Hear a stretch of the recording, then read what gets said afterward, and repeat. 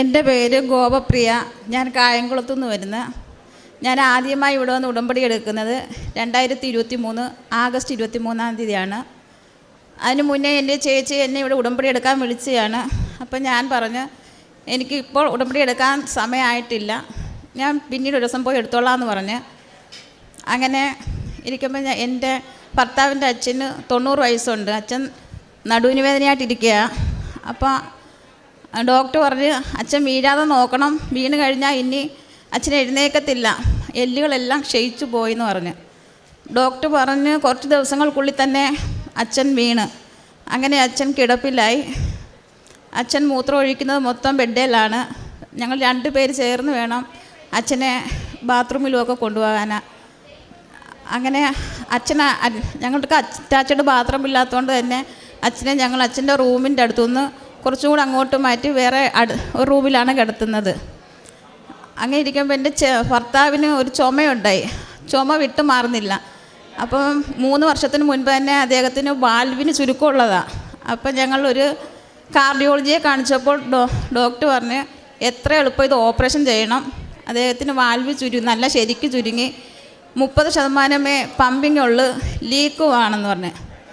അങ്ങനെ ഞങ്ങൾ വീട്ടിൽ വന്ന് ഞങ്ങളാകെ ഞങ്ങൾ അമൃത ഹോസ്പിറ്റലിൽ കൊണ്ട് കാണിച്ചു. അപ്പോൾ അവിടെയും ഡോക്ടർ പറഞ്ഞ് 1 മാസത്തിനുള്ളിൽ തന്നെ ഇത് ഓപ്പറേഷൻ ചെയ്യണമെന്ന് പറഞ്ഞ്. അപ്പം ഞങ്ങളാകെ ധർമ്മസങ്കടത്തിലായി. കാരണം അച്ഛനെ നോക്കാൻ ഞങ്ങളല്ലാതെ വേറെ ആരുമില്ല. അച്ഛനെ 2 പേര് പിടിച്ച് വേണം ടോയ്ലറ്റിൽ കൊണ്ടുപോകാൻ. അച്ഛൻ മൂത്രമൊക്കെ ബെഡിൽ തന്നെ പോവുക. അപ്പോൾ അച്ഛനെ ആര് ഏൽപ്പിക്കും? അതുമല്ല ഭർത്താവിന് ഓപ്പറേഷൻ ചെയ്തുകൊണ്ടിരിക്കുന്ന സമയത്ത് തന്നെ അച്ഛൻ മരണശൈലാണ്. അച്ഛൻ എന്തെങ്കിലും സംഭവിച്ചു കഴിഞ്ഞാൽ എൻ്റെ ഭർത്താവിൻ്റെ ഹാർട്ടിനെ അത് ബാധിക്കത്തില്ലയോ? അപ്പോൾ എന്ത് ചെയ്യണമെന്ന് അറിയാൻ വയ്യ. അങ്ങനെ അപ്പോൾ എൻ്റെ ചേച്ചി വീണ്ടും വന്നിട്ട് എന്നോട് പറഞ്ഞ് നീ കൃപാസനത്തിൽ പോയി ഉടമ്പടി എടുക്ക്, നിൻ്റെ കാര്യങ്ങളെല്ലാം മാതാവ് നോക്കിക്കൊള്ളുമെന്ന് പറഞ്ഞ്. അങ്ങനെ ഞാൻ ഇവിടെ ഉടമ്പടി എടുക്കാൻ വന്ന് ഫസ്റ്റ് നിയോഗം വെച്ചത് ചേച്ചി എന്നോട് പറഞ്ഞ് നീ ഓപ്പറേഷൻ ഇല്ലാതെ നിൻ്റെ ഭർത്താവിന് അസുഖം മാറണമെന്ന് വെക്കാൻ പറഞ്ഞു. ഞാൻ അങ്ങനെ വെച്ചു. 2ാമത്തെ നിയോഗം വെച്ചത് ഞാൻ അങ്ങനെ വെക്കുമ്പോഴും എൻ്റെ മനസ്സ് പറയുന്നുണ്ട് ഭർത്താവിന് ഓപ്പറേഷൻ വേണമെന്ന് തന്നെ എൻ്റെ മനസ്സ് പറയുന്നത്. പിന്നെ ചേച്ചി പറഞ്ഞപ്പോൾ ഞാൻ അങ്ങനെ തന്നെ വെച്ചു. 2ാമത്തെ നിയോഗം അച്ഛൻ സ്വന്തം കാര്യങ്ങൾ ചെയ്യാനായി എഴുന്നേൽക്കണമെന്നായിരുന്നു. പക്ഷെ എനിക്കൊരു മരവിച്ച മനസ്സായിരുന്നു ഇവിടെ വന്നപ്പോൾ. ഞാൻ പ്രാർത്ഥിക്കുന്നു ഒന്നുമില്ല. പക്ഷെ തിരിച്ചു പോകാറായപ്പോൾ ഞാൻ ഘടികാര മാതാവിൻ്റെ അടുത്ത് ചെന്ന് കരഞ്ഞേച്ച് ഞാൻ പറഞ്ഞു, മാതാവേ എല്ലാവരും പറയുന്നു മാതാവ് സഞ്ചാരി മാതാവാണെന്ന്, എൻ്റെ കൂടെ മാതാവ് വരണേന്ന് പറഞ്ഞു. അങ്ങനെ ഞങ്ങൾ വീട്ടിൽ ചെന്ന് രാത്രി പ്രാർത്ഥിച്ച് ഞാൻ അച്ഛന് നടുവിനൊക്കെ ഇവിടുന്ന് കൊണ്ടുപോയ വെഞ്ചിരിച്ച് തൈലം പറ്റിക്കൊടുത്ത് ഉപ്പും കൊടുത്ത് അച്ഛനെ കാശുരൂപം തലയിൽ വെച്ച് പ്രാർത്ഥിച്ചു. അങ്ങനെ ഭർത്താവിന് വയ്യാത്തതുകൊണ്ട് തന്നെ എനിക്ക് ഉറക്കമില്ല. ഞാൻ 1 മണി 2 മണി അങ്ങനെ ഇല്ലാതെ പെട്ടെന്ന് ചാടി എണീക്കും. എന്തോ ഇനി സംഭവിക്കാൻ പോകുന്നതെന്ന് അറിയാൻ വയ്യ. അങ്ങനെ ഞാൻ 2 മണിയായപ്പം ചാടി എണീറ്റ് ഞാൻ ചെന്ന് അച്ഛനെ കിടത്തി. അച്ഛൻ്റെ റൂമിലല്ല, അറ്റാച്ച്ഡ് ബാത്റൂം ഇല്ലാത്തതുകൊണ്ട് ബാത്റൂമിൻ്റെ അടുത്തുള്ള റൂമിലാണ്. അപ്പം ഞാൻ ചെന്ന് അച്ഛനെ നോക്കുമ്പോൾ അച്ഛനെ അവിടെ കാണുന്നില്ല. അപ്പം ഞാൻ ചെന്നിട്ട് പെട്ടെന്ന് അച്ഛൻ്റെ റൂമിൽ ചെന്ന് നോക്കി. അപ്പോൾ അച്ഛൻ ഉറങ്ങത്തില്ല. പക്ഷെ അച്ഛനന്ന് ഭയങ്കര ബോധം കെട്ട് കിടന്ന് ഉറങ്ങുന്നു. അപ്പം ഞാൻ ഭർത്താവിനോട് എന്നിട്ട് ചോദിച്ചു അച്ഛൻ്റെ റൂമിൽ കൊണ്ടുപോയത്. അപ്പോൾ ഭർത്താവിനോട് പറഞ്ഞു എനിക്കറിയത്തില്ല. ഞാൻ പറഞ്ഞു അച്ഛൻ എന്തായാലും 2 പേര് പിടിക്കാൻ നടക്കാതെ അച്ഛൻ അങ്ങോട്ട് പോകത്തില്ലല്ലോ, പിന്നെ എങ്ങനെ അച്ഛൻ പോയെന്ന്. അച്ഛൻ്റെ ഉറക്കം കണ്ടോട്ട് ഞാൻ അച്ഛനെ വിളിച്ചൊന്നുമില്ല. ഞാൻ പോയി കിടന്നുറങ്ങി. 5:30 പ്രാർത്ഥന കഴിഞ്ഞ് വീണ്ടും ഞാൻ ഈ തൈലവുമായി അച്ഛനെ പുരട്ടാൻ വന്ന് ഉപ്പും കൊടുത്ത് കാശുരൂപം കൊണ്ട് പ്രാർത്ഥിച്ച്. അപ്പം ഞാൻ അച്ഛനോട് ചോദിച്ചു അച്ഛൻ എങ്ങനെ ഈ റൂമിൽ വന്നത്? അപ്പോൾ അച്ഛൻ എന്നോട് പറഞ്ഞ് എനിക്ക് ഓർമ്മയില്ല, ഞാൻ ഇന്നലെ ബോധം കെട്ട് കിടന്ന് ഉറങ്ങി, എന്നെ ആരോ പിടിച്ചിവിടെ കൊണ്ടുവന്ന് കിടത്തിയതാന്ന്. എൻ്റെ മാതാവല്ലാതെ ആ വീട്ടിൽ വേറെ ആരുമില്ല, ഞാനും എൻ്റെ ഭർത്താവും മാത്രമേ ഉള്ളൂ അവിടെ. അച്ഛൻ അന്ന് പിച്ച വെച്ച് നടന്ന് ഇന്ന് അച്ഛൻ 90 വയസ്സുള്ള അച്ഛനാണ്. ഡോക്ടർ പറഞ്ഞത് ഇനി അച്ഛൻ എഴുന്നേൽക്കത്തില്ലെന്ന്. പക്ഷെ ഇന്നും അച്ഛൻ 90 വയസ്സുള്ള അച്ഛൻ ഇന്ന് സ്വന്തം കാര്യങ്ങൾ നോക്കുകയും ബാത്റൂമിൽ പോവുകയും എല്ലാം ചെയ്യുന്നു. മാത്രമല്ല ഈശോ ഞങ്ങളുടെ അച്ഛനെ തിരിച്ചു കൊണ്ടുവന്നുകൊണ്ട് എൻ്റെ ഭർത്താവിന് ഓപ്പറേഷൻ ചെയ്തപ്പം ഭർത്താവിന് ശമ്പളം കുറവാണ്. അപ്പോൾ ഭർത്താവിന് ഓപ്പറേഷൻ വരുമ്പം ഞങ്ങൾ ഈ 5 മാസം, അപ്പോൾ ഭർത്താവിന് ഓപ്പറേഷൻ കഴിഞ്ഞ് 5 മാസമായി. ഈ 5 മാസം ഞങ്ങൾ കഴിഞ്ഞത്, അച്ഛൻ സർവീസ് പെൻഷനുള്ള ആളാണ്. അപ്പോൾ അച്ഛൻ്റെ ഈ പെൻഷൻ കൊണ്ടാണ് ഞങ്ങൾ ഈ 5 മാസം കഴിയുന്നത്. ഈശോ പറയുന്ന കൂട്ട് ഞങ്ങൾ പാറമേൽ വീട് വെച്ചു, പ്രളയത്തിൽ തളരാതെ ഈശോ ഞങ്ങളെ രക്ഷിച്ച്. അച്ഛനുള്ളത് കൊണ്ടാണ് ഞങ്ങൾ ഇതുവരെയുള്ള എല്ലാ കാര്യവും അച്ഛനെ വെറുതെ കിടത്തുമല്ല, പൂർണ്ണ ആരോഗ്യവാനോടെ ഈശോ ഞങ്ങൾക്ക് തിരിച്ചു തന്നത്. ഞങ്ങളുടെ അച്ഛൻ മരിച്ചു പോകുമെന്ന് വെച്ച് അച്ഛൻ്റെ ബന്ധുക്കളെല്ലാം ഇവിടെ വരുമായിരുന്നു. എന്നിട്ട് മരിക്കാറായി കിടക്കുന്ന അച്ഛനെ കാണും. ഇപ്പോൾ എല്ലാവർക്കും അച്ഛനൊരു സാക്ഷിയാണ്. അച്ഛൻ്റെ ബന്ധുക്കൾ തന്നെ, ഞങ്ങൾ ഹിന്ദുവാണ്, അച്ഛൻ്റെ ബന്ധുക്കൾ ഒരുപാട് പേര് ഇപ്പോൾ ഇവിടെ വന്ന്, ഞാൻ പറയണ്ട, കാരണം അച്ഛനെ മരിച്ചു പോകുന്ന അച്ഛൻ തിരിച്ചു വന്നപ്പോൾ ഒരുപാട് പേര് ഇവിടെ വന്ന് ഇപ്പോൾ ഉടമ്പടി എടുത്ത്. രണ്ടാമത് എൻ്റെ ഭർത്താവിന് വാൽവ് ചുരുക്കമായിരുന്നു. അപ്പം അദ്ദേഹത്തിന് പമ്പിങ് കുറവായിരുന്നു, 30% പമ്പിങ് ഉള്ളായിരുന്നു. പിന്നെ ലീക്കും ഉണ്ട്.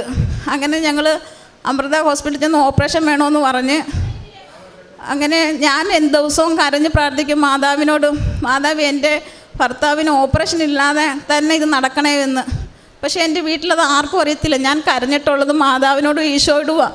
ഞാൻ കരഞ്ഞാൽ എൻ്റെ ഭർത്താവിൻ്റെ ഹാർട്ടിന് ബാധിക്കുമല്ലോ എന്ന് വെച്ച് ഞാൻ എൻ്റെ ഭർത്താവിൻ്റെ മുൻപിലും കരഞ്ഞിട്ടില്ല, ഞാൻ ആരുടെ മുൻപിലും കരഞ്ഞിട്ടില്ല. പക്ഷേ മാതാവിൻ്റെ ഈശോയുടെയും മുമ്പിൽ ഞാൻ കഥ കടച്ചിട്ട് കരഞ്ഞ് പ്രാർത്ഥിക്കുമായിരുന്നു.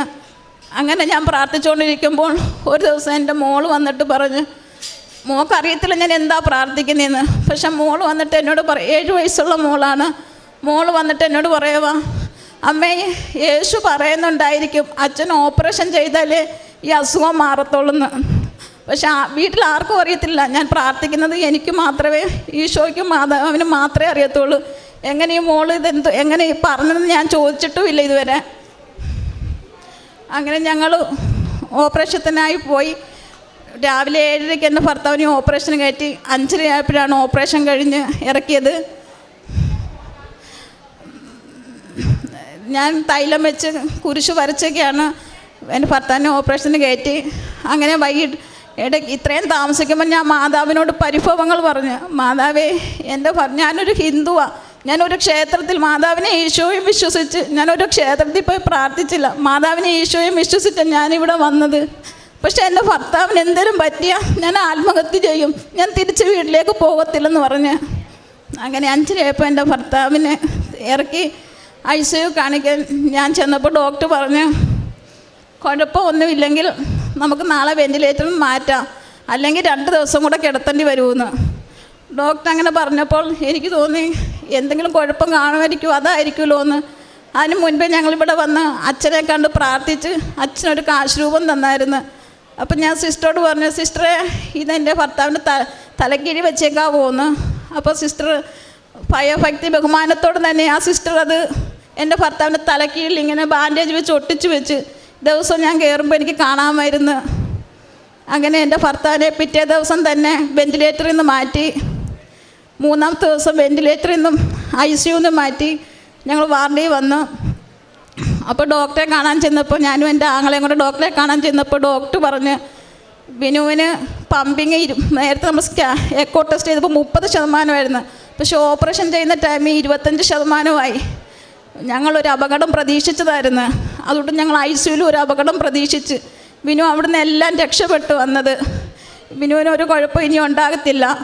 അങ്ങനെ 8ൻ്റെ അന്ന് ഡോക്ടർ വന്ന് ഞങ്ങളോട് പറഞ്ഞ് നമുക്ക് ഡിസ്ചാർജ് ചെയ്യാം, ബിനുവിന് എക്കോ ടെസ്റ്റ് ചെയ്തതിനകത്തൊന്നും കുഴപ്പമില്ലെന്ന് പറഞ്ഞ്. ഞങ്ങൾ പറഞ്ഞു വേണ്ട ഡോക്ടറെ, ഞങ്ങൾക്ക് 2 ദിവസം കൂടെ കിടന്നേച്ച് പോയാൽ മതിയെന്ന്. അങ്ങനെ 10ൻ്റെ അന്ന് ഞങ്ങൾ അവിടുന്ന് ഡിസ്ചാർജായി വന്ന്. ഇപ്പം 3 മാസം കഴിഞ്ഞ് ടെസ്റ്റ് ചെയ്തപ്പോൾ, എക്കോ ടെസ്റ്റ് ചെയ്തപ്പോൾ 30%-ൽ നിന്ന് 55%. ഡോക്ടർ പറഞ്ഞു ഇനി കുഴപ്പമൊന്നുമില്ല, ജോലിക്ക് പോയിക്കൊള്ളാൻ പറഞ്ഞ്. ഈശോ ഞങ്ങളെ അവിടെയും രക്ഷിച്ചത് എങ്ങനെയാണെന്ന് വെച്ചാൽ, എൻ്റെ ഭർത്താവ് ശമ്പളക്കുറവാണെന്ന് ഞാൻ നേരത്തെ പറഞ്ഞില്ലയോ. ഞങ്ങൾക്ക് എൻ്റെ ഭർത്താവ് ജോലി ചെയ്യുന്ന കമ്പനിയിൽ ഒരു 3 മാസത്തിന് മുമ്പാണ് ESA വന്നത്. ഈ ഭർത്താവിന് ഒരു 5-6 ലക്ഷം രൂപ ഓപ്പറേഷൻ ആകേണ്ടതാണ്. പക്ഷേ എൻ്റെ ഈശോ ഈ 3 മാസത്തിന് മുമ്പ് ഞങ്ങളെ ഞങ്ങൾക്ക് മുൻപേ പോയി മലകൾ തകർക്കുകയും ഇരുമ്പോടാലുകൾ തകർക്കുകയും ചെയ്ത ഈശോ ഞങ്ങൾക്ക് മുൻപേ 3 മാസത്തിന് മുമ്പേ ഞങ്ങൾക്ക് കരുതി വെച്ചിരുന്ന ESA 3 മാസം ഓപ്പറേഷൻ 5-6 ലക്ഷം രൂപയായി. അത് മൊത്തം ഞങ്ങൾ ESA വഴിയാണ് പോയത്. 10 പൈസ ഞങ്ങളുടെ കയ്യിൽ നിന്നായില്ല. ഈ 3 മാസം എൻ്റെ ഭർത്താവിന് ഓപ്പറേഷൻ കഴിഞ്ഞ് 3 മാസം കഴിഞ്ഞപ്പോൾ തന്നെ ESA കട്ടായി. ഇനി അങ്ങോട്ട് ESA ഇല്ല. അപ്പോൾ ഈശോ ഞങ്ങൾക്ക് വേണ്ടി മാത്രം ആ ESA തന്ന് രക്ഷിച്ച്. പിന്നെ അടുത്ത ഒരെണ്ണം എൻ്റെ ഈ ഭർത്താവിനും അച്ഛനും വയ്യായിരിക്കുന്ന സമയത്ത് എൻ്റെ മോടെ ഒരു സ്വർണത്തിൻ്റെ മാല എടുത്തപ്പോൾ അത് കൊളുത്ത് കാണുന്നില്ല. അപ്പം ഞാൻ എനിക്ക് കൊളുത്ത് കാണുന്നില്ല, എനിക്ക് വയ്യ, ആകെ ടെൻഷനാണ്, എനിക്ക് ഇനി ടെൻഷൻ അടിക്കാൻ വയ്യാലോ എന്ന് ഞാൻ പറഞ്ഞു. ഞാൻ നോക്കാനും പോയില്ല, പോയെന്ന് പറഞ്ഞ് അത് കഴിഞ്ഞ് ഞാൻ വേറെ ആ സ്വർണ്ണരിക്കുന്ന റൂമിലല്ല വേറെ റൂമിൽ പോയി കിടന്ന് ഉറങ്ങി. ഉച്ചയ്ക്കായപ്പോൾ ഉറങ്ങി ഞാൻ എണീക്കുമ്പോൾ അവിടെ ഒരു കസേര എടുക്കുന്നു. ആ കസേരയിൽ ഈ കൊളുത്തിരുന്ന് മിന്നുന്നു. ഞാൻ നോക്കിയപ്പോൾ എൻ്റെ കൊളുത്തിരിക്കുന്നു. ഞാൻ പറഞ്ഞു, അയ്യോ ഇത് എങ്ങനെ വന്നെന്ന് എനിക്കും അറിയത്തില്ല, ഞങ്ങളിൽ ആർക്കും അറിയത്തില്ല. കാരണം മാല ഇരിക്കുന്ന വേറെ റൂമിൽ, ഞാൻ ആ റൂമിൽ നിന്ന് ഇങ്ങോട്ട് മാല കൊണ്ടുവന്നിട്ടുമില്ല. അങ്ങനെ ആ കൊളുത്ത് കിട്ടിയപ്പോൾ ഞാൻ എൻ്റെ ഒരു കൂട്ടുകാരിയോട് പറഞ്ഞ്, എൻ്റെ ഈ മാതാവ് എനിക്ക് കൊടുത്തെന്ന്. അപ്പോൾ എൻ്റെ കൂട്ടുകാരി പറഞ്ഞു, പോടി അവിടുന്ന്, എന്താ മാതാവ് പുതിയത് മേടിച്ചുകൊണ്ട് തന്നോ എന്നെ കളിയാക്കി. പക്ഷേ ഞങ്ങളെ സാക്ഷിയായി ഉയർത്തിയത് കണ്ടുകൊണ്ട് ആ ഞങ്ങൾ ഹിന്ദുവാണ്, ആ കൂട്ടുകാരിയും ഹിന്ദു വിശ്വാസവും ഇല്ല, ഒരു വിശ്വാസവും ഇല്ല. ഇന്ന് എൻ്റെ കൂട്ടുകാരിയും ഇവിടെ ഉടമ്പടി ജീവിതത്തിലാണ് ജീവിക്കുന്നത്. ഞങ്ങളുടെ വീട്ടിലെ സാക്ഷ്യം കണ്ട് ഞങ്ങളുടെ നാട്ടിൽ ഒരുപാട് പേര് ഇവിടെ ഉടമ്പടി എടുത്തിട്ടുണ്ട്. ഞങ്ങൾ ആരോടും പറയാതെ തന്നെ അത്രയ്ക്ക് തകർന്നു പോയിട്ട് നിന്ന് ഞങ്ങളെ തിരിച്ചു കൊണ്ടുവന്നതാണ്. പിന്നെ ഞാൻ ദിവസവും ബൈബിള് വായിക്കുമായിരുന്നു. ബൈബിള് ഞാൻ ഹോസ്പിറ്റലിൽ പോയപ്പോൾ ഞാൻ ഒരു ദിവസം പോലെ ഞാൻ ഉടമ്പടി എടുത്ത് ഇന്ന് വരെ 5 മാസമായി പുതുക്കുകയും ചെയ്തു. ഇന്ന് വരെ ഞാൻ ബൈബിൾ വായന മുടക്കിയിട്ടില്ല. ഞാൻ ഹോസ്പിറ്റലിൽ കൊണ്ടുപോയി അവിടെ ഇരുന്ന് രാവിലെയും വൈകിട്ടും ബൈബിൾ വായിക്കുമായിരുന്നു, അവിടെ ഇരുന്ന് പ്രാർത്ഥിക്കുമായിരുന്നു. പക്ഷേ ഹോസ്പിറ്റലിൽ മെഴുകുതിരി കത്തിക്കാൻ എനിക്ക് പറ്റിയില്ല. എന്നാലും ഞാൻ പ്രാർത്ഥനയ്ക്ക് ഒരു മുടക്കം, ഒത്തിരി കഷ്ടതയിൽ കൂടെ ഞാൻ കടന്നുപോയി. എന്നാലും ഞാൻ പ്രാർത്ഥന മുടക്കിയിട്ടില്ല, ബൈബിൾ വായനയും മുടക്കിയിട്ടില്ല. ആദ്യം ഞാൻ ബൈബിൾ വായിക്കുമ്പോൾ എനിക്കൊന്നും മനസ്സിലാവത്തില്ലായിരുന്നു. പിന്നെ എനിക്ക് ബൈബിൾ വായിക്കുമ്പോൾ ഈശോ എനിക്ക് അതിൽ കൂടെ മറുപടി തരുന്നതായി തോന്നും. ഈശോയോട് ഒരു ദിവസം ഞാൻ ചോദിച്ചു, ഈശോ ഇവിടെ സാക്ഷ്യം പറയുന്നതിന് എല്ലാവരും പറയുന്നുണ്ടല്ലോ ഓപ്പറേഷൻ വേണ്ടാന്ന്, എന്നിട്ട് എൻ്റെ ഭർത്താവിന് എന്തോ ഓപ്പറേഷൻ വേണ്ടി വന്നത്? അപ്പോൾ ഈശോ എനിക്ക് തന്നൊരു വചനമാണ്, അല്പസമയത്തിനുള്ളിൽ നിങ്ങൾ എന്നെ കാണുകയില്ല, അല്പസമയത്തിനുള്ളിൽ നിങ്ങൾ എന്നെ കാണും. അപ്പോൾ അത് ശിഷ്യന്മാർക്ക് മനസ്സിലാവത്തില്ല. അപ്പോൾ ഈശോ അത് വിശദീകരിച്ചു കൊടുക്കും. പ്രസവവേദന അനുഭവിക്കുന്ന സ്ത്രീക്ക് പ്രസവവേദന വരുമ്പോൾ ആ വേദന സഹിച്ചേ പറ്റത്തുള്ളൂ. എന്നാൽ അവൾക്ക് ഒരു മനുഷ്യ കുഞ്ഞിന് ജന്മം കൊടുക്കുമ്പോൾ അവൾ ആ കുഞ്ഞിന് ജന്മം കൊടുത്തത് കൊണ്ട് സന്തോഷവതിയാകും. അപ്പോൾ എൻ്റെ ഭർത്താവിന് ഓപ്പറേഷൻ, അപ്പോൾ ഹൃദയം നുറങ്ങിയ വേദന ഉണ്ടായാലും നീ പിന്നീട് ഒരിക്കലും ദുഃഖിക്കേണ്ടാത്ത വിധത്തിൽ നിനക്ക് സന്തോഷമുണ്ടാകുമെന്ന് ഈശോ പറഞ്ഞ്. അപ്പോൾ എനിക്ക് മനസ്സിലായി എൻ്റെ ഭർത്താവിന് ഓപ്പറേഷനിൽ കൂടി തന്നെ ആ രോഗം മാറത്തുള്ളായിരുന്നു. പിന്നെ ഞാൻ കാരുണ്യ പ്രവർത്തനം ചെയ്യുന്നത്, പത്രം മേടിച്ച് ഞാൻ എല്ലാവർക്കും കൊടുക്കുമായിരുന്നു. അത് ഞാൻ ആർക്കും വെറുതെ അല്ല ഞാൻ ആ പത്രം കൊടുക്കുന്നത്. എൻ്റെ വീട്ടിൽ എനിക്ക് ഉടമ്പടി എടുത്തുകൊണ്ട് പോയ അന്ന് തന്നെ എനിക്ക് അനുഭവം ഉണ്ടായി. ആ അനുഭവം പറഞ്ഞ് ഞാൻ പറയേണ്ട കാര്യം കൂടുതലില്ല. കാരണം ഞങ്ങളുടെ നാട്ടുകാരെല്ലാം വന്ന് ചോദിക്കും, നിങ്ങൾക്ക് എങ്ങനെ ഈ മാറ്റം സംഭവിച്ചതെന്ന്. അങ്ങനെ എനിക്ക് പറഞ്ഞു കൊടുക്കേണ്ട കാര്യമില്ല, എന്നാലും ഞാൻ പറഞ്ഞു കൊടുത്തു. ഒരു വ്യക്തികൾക്ക് പോലും ഞാൻ പത്രം പറയാതെ കൊടുത്തിട്ടില്ല. കാരണം എൻ്റെ ജീവിതത്തിൽ എനിക്ക് അതേ അനുഭവം ഉണ്ടായിട്ടുണ്ട്. ഞാൻ എല്ലാവർക്കും പറഞ്ഞിട്ടാണ് കൊടുത്തത്. പിന്നെ ഞാൻ എനിക്ക് ഉപവാസം എടുക്കുന്നത് എങ്ങനെയാണെന്ന് അറിയില്ല. എനിക്ക് ആഹാരം കഴിക്കാതിരിക്കുമ്പോൾ ശരീരം വിറയ്ക്കും. അപ്പോൾ ഞാൻ ഈശോയോട് ചോദിച്ചു, ഈശോയെ എനിക്ക് ആഹാരം കഴിക്കാതിരുന്ന ശരീരം വിറയ്ക്കും, അപ്പോൾ ഞാൻ എങ്ങനെ ഉപവാസം എടുക്കുന്നത്? അപ്പോൾ ഈശോ എനിക്ക് ബൈബിളിൽ കൂടെ എപ്പോഴും മറുപടി തരും. അപ്പോൾ ഈശോ എന്നോട് പറഞ്ഞു, ഞാൻ ബൈബിൾ പറഞ്ഞപ്പോൾ ഈശോ എന്നോട് പറഞ്ഞ്, ഒരു നേരം ആഹാരം കഴിക്കാത്തയാണ് ഉപവാസമെന്ന് നിന്നോട് ആര് പറഞ്ഞ്? പക്ഷെ ആ വാക്ക് ഞാൻ അന്ന് മാത്രമേ ആ ബൈബിളിൽ കണ്ടിട്ടുള്ളൂ. ഞാൻ പിന്നീട് ആ വാക്ക് കണ്ടിട്ടില്ല. ഈശോ പറഞ്ഞു, മനഃശുദ്ധി, വാക്ശുദ്ധി, ചിന്താശുദ്ധി, പ്രവൃത്തിശുദ്ധി ഇല്ലാത്തവന് ഉടുപ്പിച്ചും വീടില്ലാത്തതിനെ താമസിപ്പിച്ചുമാണ് നമ്മൾ ഉപവാസം എടുക്കണ്ടേ. അതാണ് ഈശോ ഇഷ്ടപ്പെടുന്ന ഉപവാസമെന്ന് ഈശോ എന്നോട് പറഞ്ഞ്. ഞാൻ എല്ലാവരും മദ്യത്തിന് അടിമയാകുന്ന പോലെ ഞാൻ ചോറിന് അടിമയായിരുന്നു. എനിക്ക് ചോറ് എത്ര കഴിച്ചാലും മതി വരത്തില്ല, ഞാൻ അമിതമായിട്ട് ചോറ് കഴിക്കും. അപ്പോൾ ഈശോ എനിക്ക് ബൈബിളിൽ കൂടെ തന്നെ പറഞ്ഞിട്ടുണ്ട്, നിൻ്റെ അമിത ഭോജനം മരണത്തിന് കാരണമായേക്കാന്ന്. പക്ഷെ ഞാൻ ഒരുപാട് തവണ കണ്ടെങ്കിലും എനിക്ക് ചോറ് അങ്ങോട്ട് നിർത്താൻ പറ്റുന്നില്ല. പക്ഷെ ഞാൻ ഇപ്പം മാതാവിനോടും ഈശോയോടും പറഞ്ഞ് മാതാവിനെ സാക്ഷിയാക്കി മാതാവിന് വേണ്ടി ഞാൻ ഇപ്പോൾ ചോറ് ഉപേക്ഷിച്ച്, ഞാൻ ആഴ്ചയിൽ 2 ദിവസമേ ചോറ് കഴിക്കാറുള്ളൂ. 5 ദിവസങ്ങളിൽ ഞാൻ ചോറ് കഴിക്കാറില്ല. അത് എനിക്ക് കഴിയാത്തൊരു കാര്യമായിരുന്നു. മാതാവിൻ്റെ കൂടെ എനിക്ക് ജീവിതത്തിൽ കഴിയാത്തൊരു കാര്യമായിരുന്നു അത്. കാരണം ചോറിനോട് എനിക്ക് അത്രയ്ക്ക് ആസക്തിയായിരുന്നു. അതുപോലെ പഞ്ചസാര, ഞാൻ മധുരവും കൂടുതൽ കഴിക്കുമായിരുന്നു. അപ്പോൾ ഈശോയ്ക്കും വേണ്ടി മാതാവിനും വേണ്ടി ഞാൻ മാതാവിനോട് പറഞ്ഞു, മാതാവിന് വേണ്ടി മാത്രമല്ലാതെ എനിക്കിത് ഉപേക്ഷിക്കാൻ പറ്റത്തില്ല. അങ്ങനെ ഞാൻ പഞ്ചസാരയും പൂർണ്ണമായി ഉപേക്ഷിച്ച് ഇത്രയേറെ അനുഗ്രഹങ്ങൾ തന്ന എൻ്റെ ഈശോയ്ക്കും എൻ്റെ മാതാവിനും ഹൃദയം നിറഞ്ഞ നന്ദിയും സ്തുതിയും പുകഴ്ചയും ഞാൻ പറയുന്നു. സകല ജനതകൾക്കും വേണ്ടിയുള്ള സന്തോഷത്തിൻ്റെ ആയിട്ടാണ് ഈശോ ഭൂമിയിൽ അവതരിക്കുന്നത്. ലൂക്കായുടെ വിശുദ്ധ സുവിശേഷത്തിലെ തിരുവചനങ്ങൾ അതാണ് നമ്മോട് പറയുക. ഗോപപ്രിയ എന്ന ഈ മകള് ഇവിടെ ഈ സാക്ഷ്യം പങ്കുവയ്ക്കുമ്പോൾ തിരുവചനങ്ങൾ ഉദ്ധരിച്ചുകൊണ്ട് തന്നെയാണ് ഈ മകള് തൻ്റെ അനുഭവ സാക്ഷ്യം പങ്കുവയ്ക്കുന്നത്. എങ്ങനെ വചനം ഈ മകളുടെ ഹൃദയത്തിലേക്ക് കടക്കുന്നു, എങ്ങനെയാണ് വചന അധിഷ്ഠിതമായ ഒരു ജീവിതത്തിന് അക്രൈസ്തവയായ ഈ മകളെ ദൈവം ഒരുക്കുന്നത്. അതാണ് നമുക്ക് കൂടുതലും സാക്ഷ്യത്തിലൂടെ നമുക്ക് കൂടുതലും മനസ്സിലാകുന്നത്. തൻ്റെ പരസ്യ ജീവിതകാലത്ത് രോഗികളെ സുഖപ്പെടുത്തി കടന്നുപോയ ഈശോയുടെ ആ ഒരു ജീവിതത്തെക്കുറിച്ച്, അതായത് ഈശോ നൽകുന്ന അത്ഭുത രോഗശാന്തികളെക്കുറിച്ച് മർക്കോസിൻ്റെ വിശുദ്ധ സുവിശേഷം 7:37 ഇപ്രകാരം നാം വായിക്കുന്നുണ്ട്. അളവറ്റ വിസ്മയത്തോടെ അവർ പറഞ്ഞു, അവൻ എല്ലാ കാര്യങ്ങളും നന്നായി ചെയ്യുന്നു. ബധിരർക്ക് ശ്രവണശക്തിയും ഓമർക്ക് സംസാരശക്തിയും നൽകുന്നു.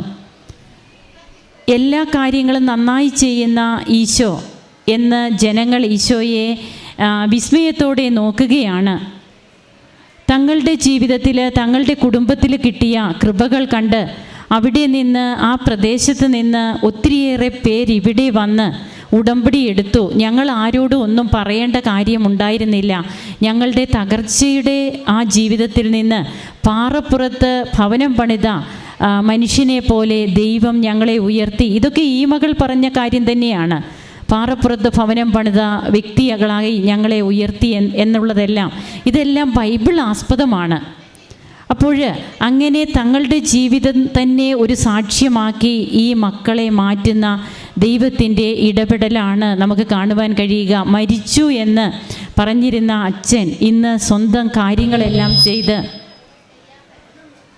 വളരെ ആരോഗ്യത്തോടെ ഇന്ന് ജീവിച്ചിരിക്കുന്നു എന്നും, തൻ്റെ ഹസ്ബൻഡിൻ്റെ ഓപ്പറേഷൻ്റെ സമയത്ത് ESI അതില്ലാതിരുന്നു കമ്പനി അത് ആ 3 മാസത്തേക്ക് ഇവർക്ക് വേണ്ടിയിട്ട് മാത്രം ESI സ്റ്റാർട്ട് ചെയ്യുന്നത് പോലെ അതിലൊക്കെ എന്താണ് ഇത്ര പ്രത്യേകത എന്ന് നാം ചിന്തിച്ചാൽ അത് അനുഭവിച്ചവർക്ക് മാത്രമാണ് പ്രത്യേകതയുള്ളത്. പിന്നീട് അത് കട്ടായി എന്നാണ് നാം കേട്ടത്. അതായത് ഒരു രൂപ പോലും കയ്യിലെടുക്കാനില്ലാത്ത അവസ്ഥ, 6-7 ലക്ഷം രൂപയോളം വേണ്ടി വരും ഓപ്പറേഷന്. അപ്പോഴത് ആ കുടുംബത്തിന് ഒരിക്കലും ചിന്തിക്കാൻ പറ്റാത്ത ഒരു കാര്യമാണ് അവരുടെ ജീവിതത്തിൽ അവർക്ക് ദാനമായിട്ട് കിട്ടിയത്. ESI വഴി എല്ലാ ഓപ്പറേഷൻ്റെ ബാധ്യതകളും തീരുന്നത് അത് അവർക്ക് മാത്രമേ മനസ്സിലാകുകയുള്ളൂ. ഇതൊക്കെ നാം ചിലപ്പോൾ ആർക്കെങ്കിലും ഇവിടെ ഇരിക്കുന്നവർക്ക് ഇതൊക്കെയാണോ അനുഭവ സാക്ഷ്യം, ഇതെങ്ങനെ എന്ന് തോന്നുന്നുണ്ടെങ്കിൽ അത് നമ്മുടെ മാത്രം പ്രശ്നമാണ്. ഈ അനുഭവസാക്ഷ്യം പങ്കുവയ്ക്കുന്ന വ്യക്തികളുടേതല്ല. അവരുടെ ഹൃദയത്തിൽ നിന്ന്, അവരുടെ ജീവിതത്തിൽ അവരനുഭവിച്ച ഈശോയെയാണ് അവരിവിടെ പങ്കുവയ്ക്കുന്നത്. അങ്ങനെ അവരുടെ ജീവിതം കണ്ടും മറ്റുള്ളവർ വിസ്മയിക്കുന്നു, ഇവിടെ വന്ന് ഉടമ്പടി എടുക്കുന്നു. ഈശോയുടെ ജീവിത ശൈലി, ഈശോ രോഗികളെ സുഖപ്പെടുത്തുന്നത് കണ്ട് അവൻ എല്ലാ കാര്യങ്ങളും നന്നായി ചെയ്യുന്നു എന്ന് ഈശോയെ പ്രശംസിച്ച് പറയുന്ന അതേ അവസ്ഥ ഈ കുടുംബത്തിലും ഇതുപോലെ ഇവിടെ വന്ന് സാക്ഷ്യം പറയുന്ന ഓരോ കുടുംബങ്ങളിലും ഉണ്ടായിക്കൊണ്ടിരിക്കുകയാണ്. നമുക്ക് നമ്മുടെ ജീവിതത്തിൽ ഉടമ്പടി എടുക്കുന്നവർ മാത്രമാകാതെ ഉടമ്പടി ഒരു ജീവിതമാക്കി മാറ്റിക്കൊണ്ട് തമ്പുരാന് സാക്ഷ്യം വഹിക്കുവാനും എത്രയും പെട്ടെന്ന് ഇവിടെ വന്ന് അമ്മ പ്രത്യക്ഷപ്പെട്ട ഈ അൾത്താരയിൽ നിന്ന് സാക്ഷ്യം പറയുവാനൊക്കെ നമുക്ക് കൃപകൾ ലഭിക്കുന്നത് തീർച്ചയായും അത് ദൈവം നമുക്ക് നൽകുന്ന കൃപയാണ് എന്നുള്ളത് നമുക്ക് മറന്നു പോകരുത്. അത് ആ ബോധ്യം നമുക്ക് വേണം. നമുക്ക് കരങ്ങളടിച്ച് ഈശോയ്ക്കും അമ്മയ്ക്കും നന്ദി പറയാം, ദൈവത്തെ ആരാധിക്കാം, മഹത്വപ്പെടുത്താം. എൻ്റെ പേര് സൗമ്യ, കണ്ണൂരിൽ നിന്നാണ് വരുന്നത്. ഞാനിവിടെ ആദ്യമായി ഉടമ്പടി എടുത്തത് മെയ് മാസം 9-ാം തീയതി 2023 ഞങ്ങൾ ഒരു ദിവസം അയൽവാസികളെല്ലാം കൂടി സംസാരിക്കുന്നിടയിലാണ് കൃപാസനം പള്ളിയെക്കുറിച്ച് അറിയുന്നത്. അങ്ങനെ ഞങ്ങളെല്ലാവരും സാക്ഷ്യം കേൾക്കുവാനും യൂട്യൂബ് ചാനൽ സബ്സ്ക്രൈബ് ചെയ്യാനും തുടങ്ങി. ദിനംപ്രതി സാക്ഷ്യങ്ങളൊക്കെ കേൾക്കുമായിരുന്നു. അങ്ങനെ ഞങ്ങളെല്ലാവരും ഒരു ദിവസം ഈ മെയ് 9-ാം തീയതി ഇവിടേക്ക് വന്നു, ഉടമ്പടി എടുത്തു. 6 നിയോഗങ്ങൾ എഴുതി പത്രം വാങ്ങി കൊണ്ടുപോയി കൊടുക്കുകയൊക്കെ ചെയ്തു. 6 നിയോഗങ്ങൾ എഴുതിയിട്ട് 5 നിയോഗങ്ങൾ എനിക്ക് പാലിക്കപ്പെട്ടിട്ടുണ്ട്. അമ്മ മാതാവ് എനിക്ക് സാധിച്ചു തന്നിട്ടുണ്ട്. അതിന് ഞാൻ അമ്മ മാതാവിനോടും തിരുക്കുമാരനോടും 1000 നന്ദി പറയുന്നു. ഞാനിവിടെ വരാനുള്ള പ്രധാന കാരണം എന്താ വെച്ചാൽ, ഞാനൊരു വീടും സ്ഥലവും വാങ്ങിയിട്ടുണ്ടായിരുന്നു. പക്ഷേ ഇപ്പോഴും ഞങ്ങളുടെ പേരിൽ അതായിട്ടില്ല. അത് മുൻപ് ആരുടെയാണോ അവരുടെ പേരിൽ തന്നെയാണ് ഉണ്ടായിരുന്നത്. അവർ 11 ലക്ഷം രൂപ ചോദിച്ചു. ഞങ്ങൾക്ക് 6 ലക്ഷം രൂപയെ കൊടുക്കാൻ പറ്റിയിരുന്നുള്ളൂ. അപ്പോൾ അതിനൊരവർ ഉപാധിയായിട്ട് അവരുടെ പേരിൽ തന്നെ ഒരു ലോൺ എടുക്കാൻ വേണ്ടിയിട്ട് സമ്മതിച്ചു. അങ്ങനെ ആ ലോൺ അടച്ചു തീർന്നാൽ മാത്രമേ ഞങ്ങളുടെ പേരിലേക്ക് വീട് സ്വന്തമാവുകയുള്ളൂ. അതിനു വേണ്ടിയിട്ടാണ് ഞാൻ ഇങ്ങോട്ടേക്ക് വന്നിട്ടുണ്ടായത്. കൂട്ടത്തിൽ 5 നിയമങ്ങളും വെച്ചു. ഞാനിവിടുന്ന് പോയി പത്രങ്ങളൊക്കെ കൊടുത്ത് 2 ദിവസം കഴിഞ്ഞപ്പോൾ ബാങ്കിൽ ലോൺ എടുക്കാനായി പോയ സമയത്ത് മാനേജർ പുറത്ത് നിൽക്കുന്നുണ്ടായിരുന്നു. ഞാൻ പേടിച്ചുകൊണ്ടാണ് പോയത്. കാരണം എൻ്റെ ഭർത്താവ് ഒരു ഓട്ടോ ഡ്രൈവറാണ്. അത്ര തുകയെ ഞങ്ങൾക്ക് അടക്കാനുണ്ടാവുമായിരുന്നുള്ളൂ. മാനേജർ ഇല്ലാത്ത സമയം രാവിലെ തന്നെ പോയി അടക്കാറാണ് ഞാൻ പതിവ്. അന്ന് കുറച്ച് വൈകിയത് കൊണ്ട് തന്നെ ഞാൻ പേടിച്ചാണ് പോയത്. ഇവിടുന്ന് കൊണ്ടുപോയി കാശുരൂപവും ഉപ്പും കയ്യിലെടുത്തുകൊണ്ടാണ് പോയത്. ഉപ്പ് കയറുമ്പം തന്നെ ഉപ്പ് ഡോറിൻ്റെ അടുത്ത് ഇടുകയും ഞാൻ കാശുരൂപം മുറുക്കെ പിടിച്ചുകൊണ്ടാണ് പോയത്. മാനേജർ എങ്ങനെയെങ്കിലും കാണാതെ പുറത്തിറങ്ങണമെന്നാണ് വിചാരിച്ചത്. പക്ഷേ മാനേജർ പിടികൂടി എന്നെ വിളിച്ചു. ലോണിൻ്റെ പേപ്പറും കാര്യങ്ങളൊക്കെ നോക്കി എന്നോട് പറഞ്ഞു, എനിക്ക് നിന്നെ കാണുമ്പോൾ ഭയങ്കര സഹതാപമുണ്ട്. നിങ്ങൾ എങ്ങനെയെങ്കിലും അവരുമായിട്ടുള്ള ബാധ്യതകളൊക്കെ തീർക്കണം. അവർ നിങ്ങളെ പറ്റിച്ചാലോ, അതുകൊണ്ട് എൻ്റെ സ്വന്തം റിസ്കിൽ ഞാൻ നിങ്ങളുടെ പേരിലൊരു ലോണ് തരാം. അതെടുത്തിട്ട് അവരുമായിട്ടുള്ള എല്ലാ ബാധ്യതകളും ഒഴിവാക്കി നിങ്ങളുടെ പേരിൽ തന്നെ ലോൺ എടുക്കാൻ വേണ്ടി ശ്രമിക്കണമെന്ന് പറഞ്ഞു. അതെനിക്കൊരു വലിയ അത്ഭുതമായിരുന്നു. അങ്ങനെ മാനേജർ തന്നെ ഇടപെട്ട് എല്ലാ കാര്യങ്ങളും പ്രൊസീജിയർ നടന്നുകൊണ്ടിരിക്കുകയാണ്. അതിന് ഞാൻ അമ്മ മാതാവിനോട് 1000 നന്ദി പറയുകയാണ്. അതുപോലെ തന്നെ ഞാൻ വയസ്സായ ആൾക്കാർക്ക് ക്ലാസ് എടുക്കാൻ വേണ്ടി പോകാറുണ്ടായിരുന്നു. അങ്ങനെ ഒരു ദിവസം ക്ലാസ് എടുത്തുകൊണ്ടിരിക്കുമ്പോൾ എൻ്റെ വലത്തെ കണ്ണിന് കാഴ്ചയില്ലാതെ ഒരവസ്ഥ കാണപ്പെട്ടു. ഓരോ ദിവസം കഴിയുന്നേരം ഞാൻ ഇടത്തെ കണ്ണ് പൊത്തി നോക്കുമ്പോഴും എനിക്കൊന്നും തന്നെ കാണുന്നുണ്ടായിരുന്നില്ല. ഞാൻ എൻ്റെ മകളുടെ രൂപം നോക്കുമ്പോഴും ഒന്നും കാണുന്നില്ല. ഞാൻ ഒരുപാട് വിഷമിച്ചു. ആദ്യമൊന്നും ആരോടും പറഞ്ഞില്ല. ഞാൻ അമ്മ മാതാവിൻ്റെ അടുത്ത് മാത്രമേ സങ്കടം പറഞ്ഞിട്ടുണ്ടായിരുന്നുള്ളൂ. പിന്നീട് അമ്മയുടെ തൈലമൊക്കെ ദിവസം തേക്കുമായിരുന്നു. പേടിയായിരുന്നു. എനിക്ക് പൊതുവേ പേടി കൂടുതലുള്ള ആളാണ് ഞാൻ. പിന്നീട് ഞാൻ ഭർത്താവിൻ്റെ അടുത്തും അമ്മേൻ്റെ അടുത്തൊക്കെ പറഞ്ഞ് പരിയാരം ഹോസ്പിറ്റലിൽ കൊണ്ട് കാണിച്ചു. അന്നേരം അവിടുന്ന് പറഞ്ഞു, കണ്ണിൻ്റെ ഞരമ്പ് പൊട്ടിയിട്ട് അത് കാഴ്ചയുടെ ഭാഗത്തേക്ക് നീങ്ങിയിട്ട് കാഴ്ച നഷ്ടപ്പെട്ടിട്ടാണുള്ളത്. ഒരു ഞരമ്പും കൂടി പൊട്ടാനിരിക്കുകയാണ്. നിങ്ങൾ എത്രയും പെട്ടെന്ന്, ഇവിടെ ഡോക്ടറില്ല, എത്രയും പെട്ടെന്ന് മറ്റേതെങ്കിലും ഹോസ്പിറ്റലിൽ പോകണമെന്ന് പറഞ്ഞു. അങ്ങനെ കണ്ണൂരിൽ തന്നെ സൺറൈസ് പോയി, അവിടെയും ഡോക്ടറില്ല. അങ്ങനെ ജ്യോതിഷിലേക്ക് റെഫർ ചെയ്തു. ജ്യോതിഷിൽ നിന്ന് ഡോക്ടർ പറഞ്ഞു എമർജൻസി ആയിട്ട് ചെയ്യണം, പക്ഷേ നമുക്ക് നോക്കാം, പക്ഷേ അതിന് ഒരു 50,000 രൂപയുടെ ചിലവുണ്ട് എന്ന് പറഞ്ഞു. 50,000 രൂപ പോയിട്ട് 1 രൂപ പോലും അന്നേരം നമുക്ക് എടുക്കാനുണ്ടായിരുന്നില്ല. കാരണം അത്രക്കും കടബാധ്യതകളായിട്ടാണ് ഞങ്ങൾ നിൽക്കുന്നത്. അങ്ങനെ എന്ത് ചെയ്യുമെന്ന് വിചാരിച്ച് ഞാനും അമ്മയും അവിടുന്ന് ഒരുപാട് പ്രാർത്ഥിച്ചു. കാശുരൂപം മുറുക്കെ പിടിച്ച് പ്രാർത്ഥിച്ചു. ഡോക്ടർ അന്നേരം പെട്ടെന്ന് ഡോക്ടർ പറഞ്ഞു, നിങ്ങൾക്ക് ആരോഗ്യ ഇൻഷുറൻസ് ഉണ്ടോ? എങ്കിൽ നമുക്ക് നോക്കാം, പകുതി എന്ന രീതിയിലാക്കാം. അങ്ങനെ ഓപ്പറേഷൻ നവംബർ 28-നാണ് ഉണ്ടായത്. നവംബർ 28-ാം തീയതി രാവിലെ ആരോഗ്യ ഇൻഷുറൻസിൻ്റെ കാർഡ് എടുത്തിട്ട് അതിൻ്റെ സെക്ഷനിലോട്ട് പോയ സമയത്ത് അവിടുന്ന് പറഞ്ഞു, ഒരു തുകയും നിങ്ങൾ അടയ്ക്കേണ്ട ആവശ്യമില്ല, എല്ലാ തുകയും ഈ 50,000 രൂപയും ആരോഗ്യ ഇൻഷുറൻസിൽ പോവും. അതിന് ഓപ്പറേഷന് വേണ്ടി എനിക്ക് ഒരു പൈസയുടെ ഇതും ഉണ്ടായിരുന്നില്ല. അതുപോലെ തന്നെ ഓപ്പറേഷന് കയറുന്ന സമയത്ത് ഭയങ്കര പേടിയായിരുന്നു. ഞാൻ കാശ് രൂപം കൊന്തയിൽ കെട്ടിയിട്ടാണ് പോയത്. ഞാൻ അവിടുന്ന് പ്രാർത്ഥിച്ചുകൊണ്ടിരുന്നു. എനിക്ക് ഞരമ്പോഴൊന്നും കിട്ടുന്നുണ്ടായിരുന്നില്ല, മയക്കാൻ വേണ്ടി നോക്കിയിട്ടൊന്നും പറ്റുന്നുണ്ടായിരുന്നില്ല. ഒരു സിസ്റ്റർ എൻ്റെ അടുത്ത് പറഞ്ഞു വന്നിട്ട്, മോളെ നീ കൃപാസന അമ്മയോട് പ്രാർത്ഥിക്ക്, ഞാനും പ്രാർത്ഥിക്കുന്നുണ്ട്, നിനക്ക് വേഗം തന്നെ ഓപ്പറേഷന് കയറണമെങ്കിൽ ഞരമ്പുകളെല്ലാം കിട്ടണം, നീ പ്രാർത്ഥിക്കുമെന്ന് പറഞ്ഞു. ഞാനും പ്രാർത്ഥിച്ചു, സിസ്റ്ററും പ്രാർത്ഥിച്ചു. ഞാൻ പോലും അറിയാതെ എല്ലാം ഞരമ്പിലേക്ക് കുത്തിവെക്കുകയും എല്ലാം ചെയ്തു. എന്നെ മയക്കി. എത്രയും പെട്ടെന്ന് തന്നെ 3 മണിക്കൂർ ഉണ്ടായിരുന്ന എൻ്റെ ഓപ്പറേഷൻ. പക്ഷേ ഓപ്പറേഷൻ നടന്നതുപോലും ഞാൻ അറിഞ്ഞിട്ടില്ല. പെട്ടെന്ന് തന്നെ ഒരു ഇതുമില്ലാതെ മാതാവ് എനിക്ക് സൗഖ്യം തന്നു. അതുപോലെ തന്നെ ഓപ്പറേഷൻ കഴിഞ്ഞിട്ടുണ്ടെങ്കിലും കൂടി ഞാൻ വീട്ടിൽ വരുന്ന സമയത്ത് ചെക്ക് ചെയ്ത് നോക്കും. കാരണം എനിക്ക് പേടിയാണ്.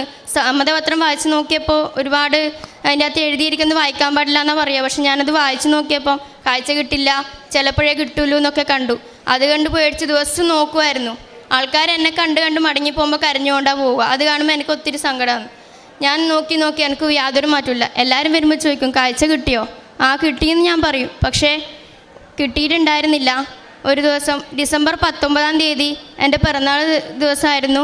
ഞാൻ അമ്മയോട് പറഞ്ഞു, അമ്മേ ഇന്നും എനിക്ക് ഒരാൾ പോലും നോക്കാൻ പറ്റുന്നില്ലല്ലോ, ഞാൻ പിന്നെ എന്തിനാ ജീവിക്കുന്നത് എന്ന് പറഞ്ഞു. അങ്ങനെ ഞാൻ ജോസഫ് അച്ഛൻ്റെ ധ്യാനം കൂടിക്കൊണ്ടിരിക്കുന്ന സമയത്ത് എല്ലാ ധ്യാനത്തിലും ഞാൻ കമൻറ്റ് ബോക്സിൽ ഇടുമായിരുന്നു എൻ്റെ നിയോഗം, എനിക്ക് കണ്ണിന് കാഴ്ച ലഭിക്കണേ അമ്മേന്ന്. അതുകൊണ്ട് ഞാൻ ധ്യാനം കൂടിക്കൊണ്ടിരിക്കുമ്പോൾ ഞാൻ പ്രാർത്ഥിച്ചു, ഒന്ന് ജോസഫ് അച്ഛൻ എൻ്റെ കാര്യം പറഞ്ഞാൽ മാത്രം മതി, സൗഖ്യം കിട്ടിയില്ലെങ്കിലും വേണ്ടില്ല. പക്ഷേ ജോസഫ് അച്ഛൻ അപ്രതീക്ഷിതമായി കണ്ണിന് കാഴ്ച കുറവുള്ള ആളുകൾ മുഖത്ത് കൈവച്ച് പ്രാർത്ഥിക്കണമെന്ന് പറഞ്ഞു. ഞാൻ അതിൻ്റെ അടിസ്ഥാനത്തിൽ കൈ പിടിച്ച് പ്രാർത്ഥിച്ചു. പക്ഷേ പ്രാർത്ഥന കഴിഞ്ഞപ്പം കണ്ണിന് ഒരു മാറ്റം ഉണ്ടായില്ല. ഞാൻ അമ്മയോട് പറഞ്ഞു, ഒത്തിരി സങ്കടമായി. ഞാൻ അമ്മയോട് പറഞ്ഞു, അമ്മയെ സാരമില്ല, അമ്മയായിട്ട് എടുത്തതല്ലേ, ഒറ്റക്കണ്ണുണ്ടല്ലോ എനിക്ക്, അത് മതി എന്ന് പറഞ്ഞു. പക്ഷേ കുറച്ച് സമയം കഴിഞ്ഞ് ഞാൻ കണ്ണടച്ചിരുന്ന് പ്രാർത്ഥിച്ചുകൊണ്ടിരിക്കുമ്പോൾ ഇടത്തെ കണ്ണിന് ഭയങ്കര ഒരു തണുപ്പ് അനുഭവപ്പെട്ടു. ഞാൻ എന്താ സംഭവിക്കുന്നതെന്ന് പോലും അറിഞ്ഞിട്ടില്ല. പക്ഷേ കുറച്ച് സമയം കഴിഞ്ഞപ്പോൾ എനിക്കെല്ലാം കാണാം. വായിക്കാൻ പറ്റുന്നില്ല എന്ന് മാത്രമേ ഉള്ളൂ. ഇപ്പം എനിക്ക് വലത്തെ കണ്ണുകൊണ്ട് എല്ലാം കാണാൻ വേണ്ടി സാധിക്കുന്നുണ്ട്. അതിന് അമ്മയോടും തിരുക്കുമാരനോടും 1000 നന്ദി പറയുകയാണ്. പിന്നെ എൻ്റെ ഏട്ടന് ഒരു ഗ്യാസിൻ്റെ പ്രോബ്ലം കൊണ്ട് വിഷമങ്ങളൊക്കെ ഉണ്ടായിരുന്നു. അതിൻ്റെ ഭാഗം ഞാനിവിടെ ഉടമ്പടി എടുക്കാൻ വേണ്ടി വന്ന സമയത്ത് തന്നെ അത് മാറിക്കിട്ടിയിട്ടുണ്ട്. അതുകൊണ്ട് ഏട്ടന് വിശ്വാസമായി ഏട്ടന് ഇവിടെ വന്ന് ഉടമ്പടി എടുത്തിട്ട് പോയിട്ടുണ്ട്. പിന്നെ ഞാൻ വയസ്സായ കുട്ടികളെ നോക്കാൻ വേണ്ടി പോകാറുണ്ട്, ശുശ്രൂഷിക്കാൻ വേണ്ടി പോകാറുണ്ട്. വസ്ത്രമില്ലാത്തവർക്ക് വസ്ത്രമൊക്കെ കൊടുക്കാറുണ്ട്. എന്നെക്കൊണ്ടാകുന്ന വിധത്തിലുള്ള എല്ലാ സഹായങ്ങളും ഞാൻ ചെയ്തിട്ടുണ്ട്. പിന്നെ ഉടമ്പടി എടുത്തുകൊണ്ട് എനിക്ക് എൻ്റെ കുടുംബത്തിന് വന്നിട്ടുള്ള മാറ്റം എന്ന് പറഞ്ഞാൽ പ്രാർത്ഥനാ ജീവിതത്തിൽ തന്നെ മാറ്റം വന്നു, വിശ്വാസം കൂടി. എൻ്റെ ഈ മകൾ വരെ ഞാൻ പ്രാർത്ഥനയ്ക്ക് ഇരിക്കുന്നതിന് മുന്നേ അവൾ പോയി പ്രാർത്ഥനയ്ക്ക് ഇരിക്കും. ആദ്യം തന്നെ കൃപാസന മാതാവിൻ്റെ പാട്ട് പാടും അവളായിരിക്കും. എന്നിട്ട് ഞങ്ങൾ കൊന്തയൊല്ലാൻ വേണ്ടി പോകാറുള്ളൂ. നാളിതുവരെ ഞങ്ങൾക്ക് ചെയ്തു തന്നിട്ടുള്ള എല്ലാ അനുഗ്രഹങ്ങൾക്കും അമ്മയോടും തിരുക്കുമാരനോടും 1000 നന്ദി പറയുന്നു. യെശയ്യാ പ്രവാചകൻ്റെ പുസ്തകം 59:1 തിരുവചനം ഇപ്രകാരം പറയുന്നു: രക്ഷിക്കാൻ കഴിയാത്ത വിധം കർത്താവിൻ്റെ കരം കുറുകിപ്പോയിട്ടില്ല, കേൾക്കാനാവാത്ത വിധം അവിടുത്തെ കാതുകൾക്ക് മാന്യം ഭവിച്ചിട്ടില്ല. ജീവിത പ്രതിസന്ധികളിൽ തകർന്നിരിക്കുമ്പോൾ കൃപാസനത്തിൽ വന്ന് ഇപ്പോൾ ഇവിടെ ഇരുന്ന് പ്രാർത്ഥിക്കുന്ന നാം ഓരോരുത്തരും നമ്മുടെ ഹൃദയത്തിൽ ഒത്തിരിയേറെ ഭാരവും അതുപോലെ പലതും നമുക്ക് നടന്ന് കിട്ടുമോ എന്നൊക്കെയുള്ള ആകുലതകളുമൊക്കെയായിട്ട് നാം ഇങ്ങനെ വേദനിച്ചിരിക്കുന്നവരാണ്. ഉടമ്പടി നിയോഗങ്ങളൊക്കെ വെച്ച് ആ ഒരു അവസ്ഥയിൽ നാം കടന്നു പോകുമ്പോൾ തിരുവചനം പറയുകയാണ്, രക്ഷിക്കാനാവാത്ത വിധം കരം കുറുകിപ്പോയിട്ടില്ലാത്ത, കേൾക്കാനാവാത്ത വിധം കാതുകൾക്ക് മാന്യം ഭവിച്ചിട്ടില്ലാത്ത ദൈവം നമ്മോടൊപ്പമുണ്ട്. യാതൊരു കാരണവശാലും പേടിക്കേണ്ട, ഭയപ്പെടേണ്ട, ധൈര്യമായിരിക്കുവിനെന്ന് പറഞ്ഞുകൊണ്ട് നമ്മോടൊപ്പം അവിടുന്നുണ്ട്. സാധാരണ വിശ്വാസത്തെ ശക്തമായ വിശ്വാസമാക്കി എങ്ങനെ ഓരോ മക്കളുടെയും ജീവിതത്തിലേക്ക് ദൈവം ഇടപെടുമ്പോൾ തങ്ങളുടെ ജീവിതവും വിശ്വാസവും മാറുന്നു എന്നുള്ളതാണ് ഈ മകൾക്ക് കിട്ടിയ രോഗസൗഖ്യവും. ബഹുമാനപ്പെട്ട VP ജോസഫ് അച്ഛൻ്റെ ഉടമ്പടി ധ്യാനങ്ങൾ, ആ ഉടമ്പടി ധ്യാനങ്ങളിൽ എത്രയോ പേരാണ് സൗഖ്യപ്പെടുന്നത്, ഉടമ്പടി ധ്യാനത്തിലൂടെ സൗഖ്യം ലഭിച്ചു എന്ന് പറയുന്ന എത്രയോ സാക്ഷ്യ അനുഭവങ്ങളാണ് നമുക്കുള്ളത്. അതുകൊണ്ടാണ് ഉടമ്പടി ധ്യാനങ്ങൾ ഒരിക്കലും മുടക്കരുത്. അത് ഓൺലൈനിൽ കൂടിയാൽ മതി, ഇവിടെ വന്ന് കൂടണമെന്ന് യാതൊരു നിർബന്ധവുമില്ല. അപ്പോൾ ഓൺലൈൻ വഴി നാം പൂർണ്ണമായും അതിലേക്ക് ശ്രദ്ധ തിരിച്ച് നാം ആ ഒരു ഭയഭക്തിയോടെ, ബഹുമാനത്തോടെ, ആദരവോടെ നാം കർത്താവിൻ്റെ മുമ്പിലാണ് എന്നുള്ള ഒരു ചിന്തയോടെ നാം ആ ധ്യാനത്തിൽ പങ്കെടുക്കുമ്പോൾ ബഹുമാനപ്പെട്ട ജോസഫ് അച്ഛൻ്റെ അധരങ്ങളിലൂടെ ദൈവം നമുക്ക് വേണ്ടി സംസാരിക്കും. എത്രയോ അനുഭവ സാക്ഷ്യങ്ങൾ ഇതിനോടകം നാം കേട്ട് കഴിഞ്ഞു. അങ്ങനെ തൻ്റെ ജീവിതത്തിലും വന്ന ആ മാറ്റങ്ങൾ, ആ സൗഖ്യം ഉടനെയൊന്നും കിട്ടിയില്ല. പക്ഷേ ഈ മകള് പറഞ്ഞതൊരു കാര്യമുണ്ട്, എനിക്ക് ഒരു കണ്ണുണ്ടല്ലോ അത് മതി, എനിക്കിനി കാഴ്ചയൊന്നും കിട്ടിയില്ലേലും കുഴപ്പമില്ല. പക്ഷേ അമ്മ അവിടെ തണുപ്പായി വരുന്നു. ദൈവിക സാന്നിധ്യം അത് അഗ്നി പോലെ ജ്വലിക്കാം, മഞ്ഞു പോലെ തണുപ്പ് അനുഭവപ്പെടാം, മന്ദമാരുതൻ പോലെ നമുക്കൊരു കിട്ടുന്ന തലോടലാകാം. അങ്ങനെ വചനങ്ങൾ തന്നെയാണ് നമുക്ക് ഇതൊക്കെ പറയുന്നതിന്, വചനത്തിൽ തന്നെ സ്ഥിരീകരണമുണ്ട് എങ്ങനെയാണ് ദൈവിക അനുഭവങ്ങൾ നമുക്കുണ്ടാകുന്നതെന്നുള്ളത്. തൻ്റെ ജീവിതത്തിലും കുടുംബത്തിലും ലഭിച്ച എല്ലാ കൃപകൾക്കും ഈ മകളും കുടുംബവും നന്ദി പറയുമ്പോൾ കരങ്ങളടിച്ച് നമുക്കും ദൈവത്തെ മഹത്വപ്പെടുത്താം, ആരാധിക്കാം. ഈശോയെ നന്ദി, ഈശോയെ സ്തുതി, ഈശോയെ ആരാധന.